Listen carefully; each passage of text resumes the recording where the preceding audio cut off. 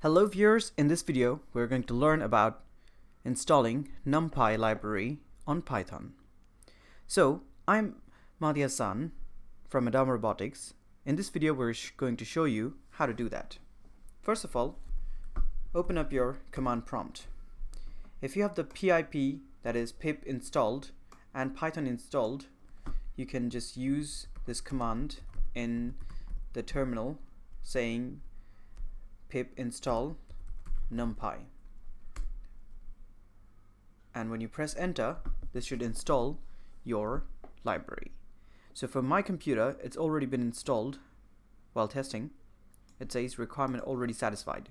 Okay, so this is how you can install the numpy library if you don't have it yet. And for more tutorials, tips, and courses, if you want to learn the Python completely, check out our tutorials and videos and visit our site at www.adamarobotics.com. Thank you so much.